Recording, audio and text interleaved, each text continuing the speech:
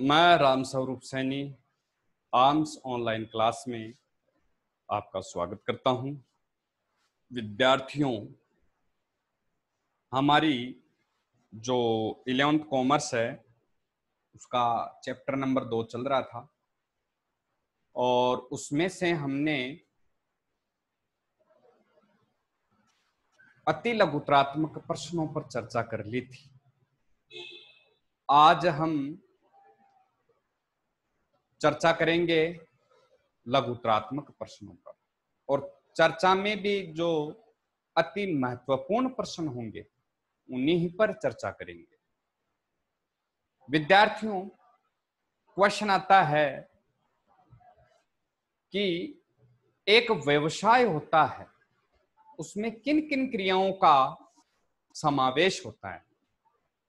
तो क्वेश्चन मैंने लिख दिया है कि व्यवसाय में किन किन बातों का समावेश होता है, संक्षेप में बताइए।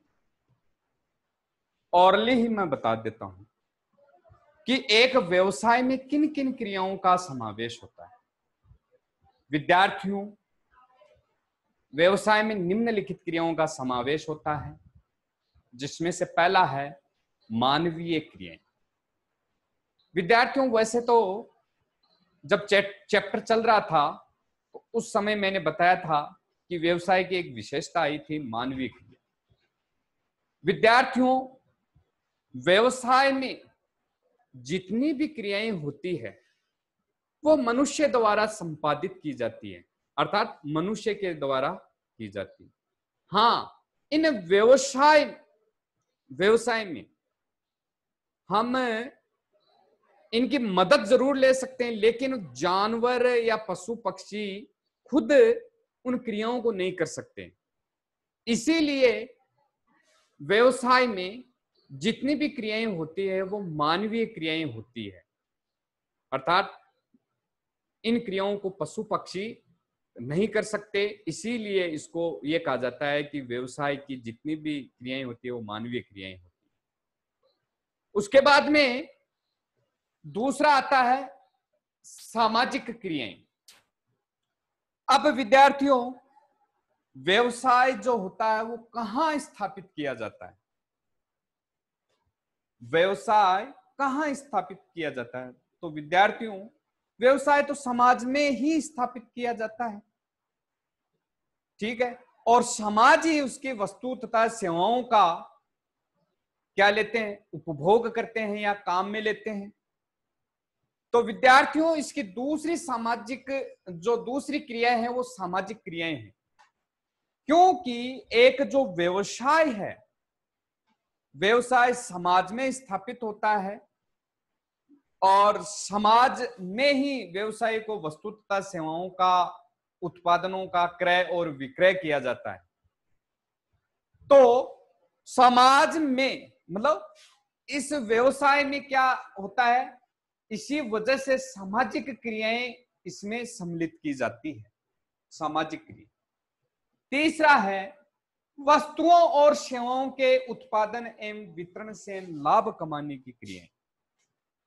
विद्यार्थियों, व्यवसाय की जब डेफिनेशन बताई थी कि एक्चुअल में व्यवसाय क्या होता है, तो विद्यार्थियों उस समय बताया था कि व्यवसाय वह होता है जिसमें वस्तु तथा सेवाओं का उत्पादन एवं वितरण होता है। जिस व्यवसाय में वस्तु तथा सेवाओं का उत्पादन एवं वितरण होता है वह व्यवसाय की क्रियाओं में सम्मिलित किया जाता है। तो तीसरा, वस्तु और सेवाओं के उत्पादन एवं वितरण। अब जाहिर सी बात है, वस्तु तथा सेवाओं के उत्पादन एवं जब वितरण किया जाता है तो व्यवसाय को क्या होता है, वो अपना लाभ भी उसमें ऐड करता है। भाई, बिना लाभ के तो व्यवसाय की कल्पना ही नहीं की जा सकती। तो वस्तु तथा सेवाओं के उत्पादन एवं वितरण से लाभ कमाने की क्रियाएं इसमें सम्मिलित की जाती है। चौथी इसमें क्रियाएं आती है व्यापार, वाणिज्य एवं उद्योगों से संबंधित क्रियाएं। व्यापार में जितनी भी क्रियाएं होती हैं वो व्यवसाय की क्रिया होती है। वाणिज्य की जितनी भी एक्टिविटीज होती हैं, व्यवसायिक क्रियाएं होती हैं, वो भी क्या होती है, व्यवसाय की बातों में सम्मिलित किया जाता है। उद्योगों की जितनी भी क्रियाएं होती है वो व्यवसाय में सम्मिलित की जाती है। इसलिए व्यवसाय, वाणिज्य एवं उद्योग की सभी क्रियाएं व्यवसाय के अंतर्गत आती है। 5 नंबर का है, केवल वैधानिक तरीकों से संबंधित वस्तु तथा सेवाओं के उत्पादन से संबंधित क्रियाएं। वैधानिक क्रियाएं, अब वैधानिक क्रियाएं क्या होती है? वैधानिक क्रियाएं वे क्रियाएं होती हैं जो हमारी कानून की दृष्टि से, हमारे संविधान की दृष्टि से, विधान के अनुसार सही हैं, वैध हैं, वो क्रियाएं। तो केवल वैधानिक तरीकों से संबंधित वस्तु तथा सेवाओं के उत्पादन से संबंधित क्रियाएं व्यवसाय में सम्मिलित की जाती है। इस तरीके से व्यवसाय में सम्मिलित की जाने वाली 5 जो क्रियाएं हैं वो यहां दी हुई है। इंपॉर्टेंट क्वेश्चन बनता है। उसके बाद में नेक्स्ट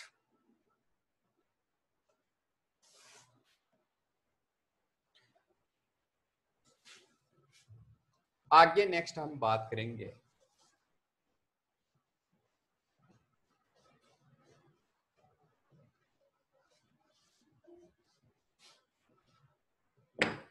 कि वाणिज्य में कौन कौन सी बातों का समावेश होता है।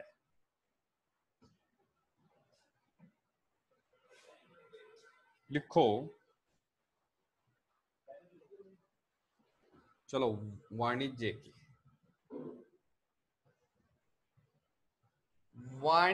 की कोई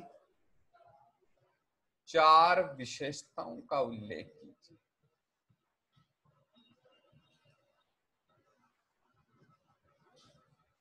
चार विशेषताओं का उल्लेख कीजिए।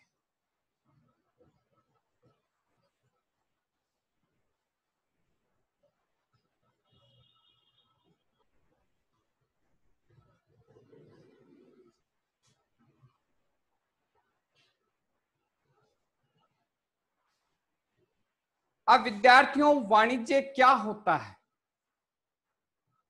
विद्यार्थियों, वाणिज्य होता है व्यापार तथा व्यापार से संबंधित जितनी भी क्रियाएं होती है वो वाणिज्य के अंतर्गत आती है। अब इसकी विशेषताएं कौन कौन सी होती हैं? तो वाणिज्य की लिख दो, वाणिज्य की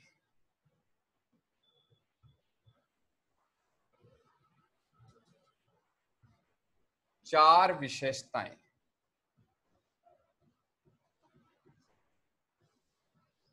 निम्नलिखित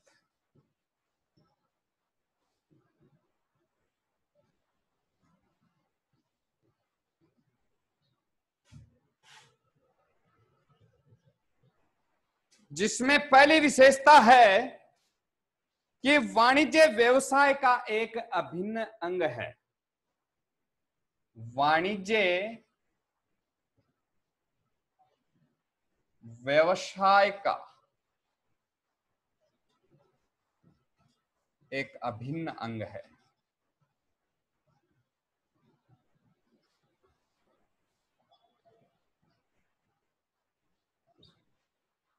विद्यार्थियों, जो पहली विशेषता है कि वाणिज्य व्यवसाय का एक अभिन्न अंग है। बिना वाणिज्य के एक व्यवसाय की कल्पना भी नहीं की जा सकती। वर्तमान समय में हम वाणिज्य के बिना व्यवसाय की सोच भी नहीं सकते। इसी कारण से इसकी एक विशेषता है कि वाणिज्य व्यवसाय का एक अभिन्न अंग है। अब आप कह दो कि सर ये अभिन्न अंग कैसे है? विद्यार्थियों, वर्तमान समय में जो व्यवसाय किया जाता है उसमें वाणिज्य का बहुत ज्यादा महत्वपूर्ण रोल है। अब वाणिज्य क्या हो गया? व्यवसाय के करने के लिए जिन क्रियाओं का हम सहयोग ले रहे हैं, जिन क्रियाओं की हम सहायता ले रहे हैं, वो क्रियाएं तो है। जैसे व्यवसाय शुरू करने के लिए हमें परिवहन की आवश्यकता होगी, तो ये वाणिज्य का एक हिस्सा हो गया। व्यवसाय, वर्तमान व्यवसाय में हम बिना बैंक के माध्यम से तो व्यवसाय करने की सोच भी नहीं सकते। तो बैंक भी वाणिज्य की एक सहायक क्रिया है या व्यवसाय की एक सहायक क्रिया है। इसी वजह से वाणिज्य व्यवसाय का एक अभिन्न अंग है। ठीक है विद्यार्थी, नेक्स्ट है कि वाणिज्य की क्रियाओं द्वारा विनिमय में आने वाली समय, स्थान, वित्त तथा वैयक्तिक बाधाओं को दूर किया जाता है। वाणिज्य की क्रियाओं द्वारा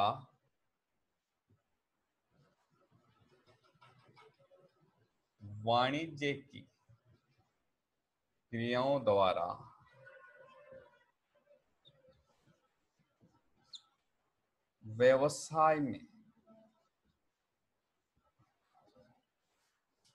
में आने वाली बाधाओं को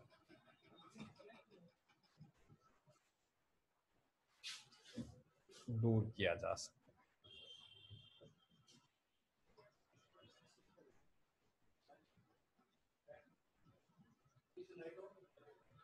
विद्यार्थियों, वाणिज्य के माध्यम से व्यवसाय में जो भी समस्याएं आती है उनका समाधान हो जाता है। जैसे माल को दूसरी पार्टी तक पहुंचाना है, अब परिवहन के साधन नहीं होंगे तो माल एक जगह से दूसरे स्थान पर जा पाएंगे? नहीं जा पाएंगे। अगर वाणिज्य की ये सहायक क्रियाएं या व्यापार की ये सहायक क्रियाएं होंगी, अगर परिवहन के साधन होंगे, तो हम वर्तमान समय में यहां छोटे से शहर सीकर में बैठे अमेरिका में भी माल भेज सकते हैं। तो ये क्या है? एक व्यवसाय की सहायक क्रियाएं हैं। तो वाणिज्य की क्रियाओं द्वारा व्यवसाय में आने वाली बाधाओं को दूर किया जा सकता है। अब मान लीजिए एक और उदाहरण देकर बताता हूं कि वाणिज्य, हमें माल मंगवाना है।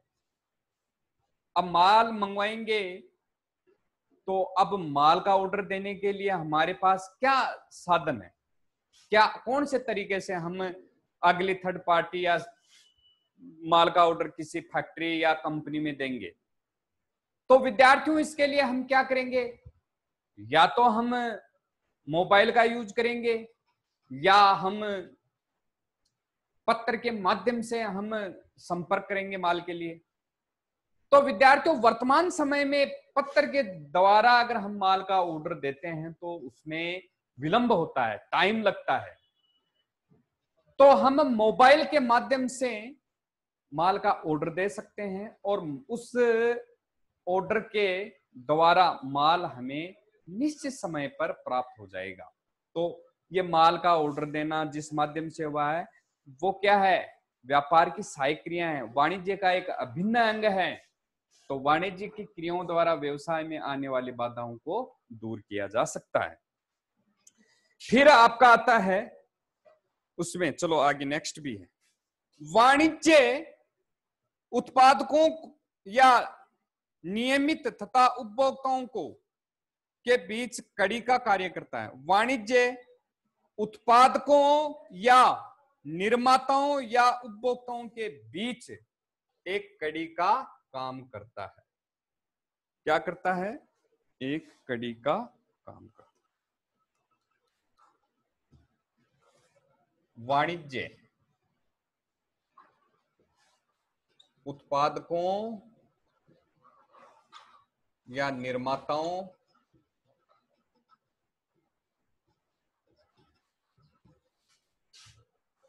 तथा उपभोक्ताओं के बीच एक कड़ी का काम करता है।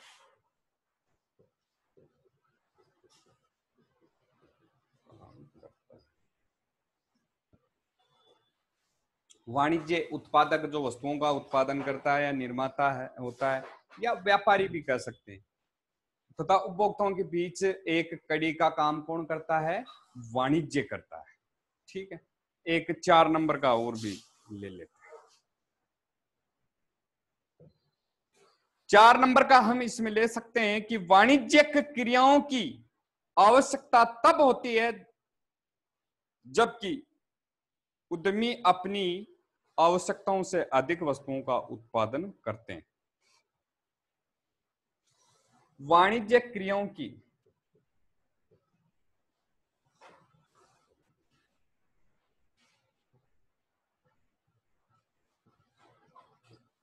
की आवश्यकता तब होती है जब उद्यमी आवश्यकता से अधिक माल का उत्पादन करता है। मतलब वाणिज्यिक क्रियाओं की आवश्यकता कब महसूस होती है? जब निर्माता या उत्पादक है वो माल का उत्पादन ज्यादा कर लेता है। अब ज्यादा माल का उत्पादन करने पर उसको बेचने की भी आवश्यकता होगी या बेचा भी जाएगा, क्योंकि अगर बेचा नहीं जाएगा तो ऐसे काम नहीं चलेगा। तो उस माल को बेचने के लिए जो जो सहायक क्रियाएं काम में ली जाती है वो वाणिज्य के अंदर ही काम में आती है। तो वाणिज्य क्रियाओं को आवश्यकता तब होती है जब वस्तु तथा सेवाओं का उत्पादन निर्माता अधिक कर ले तब। ये इस तरीके से आपका ये दूसरा क्वेश्चन हो गया। फिर नेक्स्ट क्वेश्चन देखते हैं।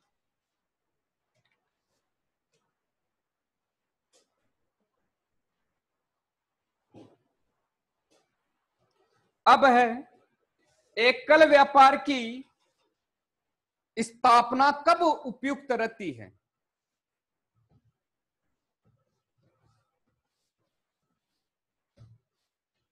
भाई कौन कौन सी स्थिति में एकल व्यापार उपयुक्त रहता है? अब आपको जब चैप्टर बताया था उस टाइम बताया भी था कि एकल व्यापारी वह व्यापारी होता है जो व्यापार का स्वामी स्वयं होता है। जितना भी लाभ तथा हानि होती है उस पर सारा अधिकार उसका होता है। लाभ होता है तो वो उसका होता है, हानि होता है तो उसको वहन करनी पड़ती है। और व्यवसाय में लगने वाली जितनी भी पूंजी है वो पूंजी का निवेश भी एकल व्यापारी ही करता है। अब जाहिर सी बात है आपको पता होना चाहिए कि ये कह रहा है कि एकल व्यापार कब उपयुक्त रहता है। क्वेश्चन लिख लो, एक एकल व्यापार की स्थापना कब उपयुक्त मानी जाती है? एकल व्यापार की स्थापना कब उपयुक्त मानी जाती है?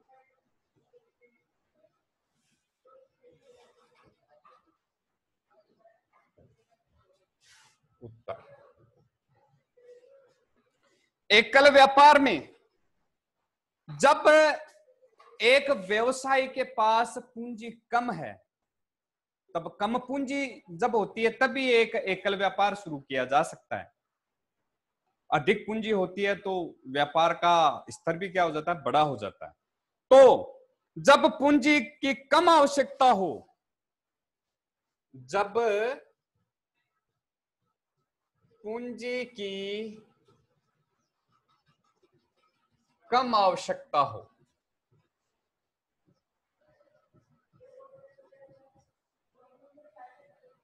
जैसे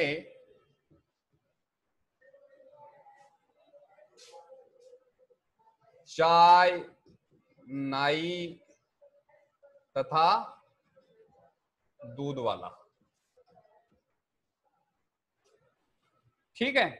उसके बाद में और क्या होता है? जब पूंजी की आवश्यकता सीमित होती है, जब व्यवसाय का प्रबंध सामान्य योग्यता वाला व्यक्ति भी कर सकता है।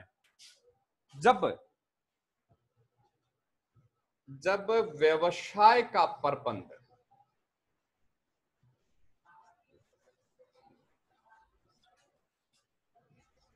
सामान्य योग्यता वाला व्यक्ति भी कर सके।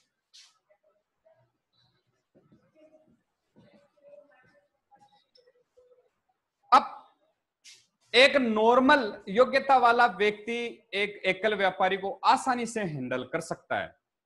बड़े स्तर के व्यवसाय के लिए, बड़े स्तर का व्यवसाय जो होता है उसमें प्रशिक्षित प्रबंधक की आवश्यकता होती है, और एकल व्यापार में सामान्य संचालन के लिए आपको पता है किसी योग्यता प्राप्त प्रबंधक की आवश्यकता महसूस नहीं होती है। एकल व्यापार में तो नहीं होती है। जो बड़ा व्यवसाय होता है उसमें विशेष योग्यता प्राप्त प्रबंधकों की आवश्यकता होती है। फिर है एकल व्यापार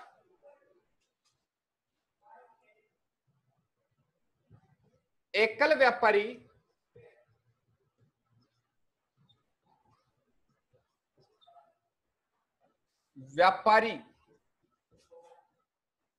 का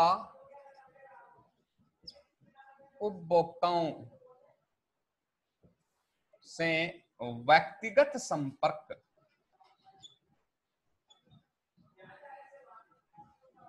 होता है। विद्यार्थियों, एकल जो व्यापार होता है कब उपयुक्त रहता है? जब किसी व्यक्ति की लोगों से व्यक्तिगत संपर्क भी होता है। अधिकतर जो एकल व्यापार है वो व्यक्तिगत संपर्क की वजह से ही सफल हैं। तो एकल व्यापार में व्यापारी का उपभोक्ता से व्यक्तिगत संपर्क भी होता है। इस वजह से जो उपभोक्ता है वो किसी अन्य व्यक्ति से माल नहीं खरीदता है, वह व्यक्तिगत संपर्क होने से उसी व्यक्ति से माल खरीदेगा। जब व्यवसाय में वस्तु तथा सेवाओं की मांग सीमित हो, जब व्यवसाय में वस्तु तथा सेवाओं की मांग सीमित हो। अब जहां मतलब वस्तु तथा सेवाओं की मांग कम होती है, वहीं ये व्यवसाय ज्यादा उपयुक्त माना जाता है। ठीक है, तो इस तरीके से ये हमारा हो गया क्वेश्चन। अब विद्यार्थियों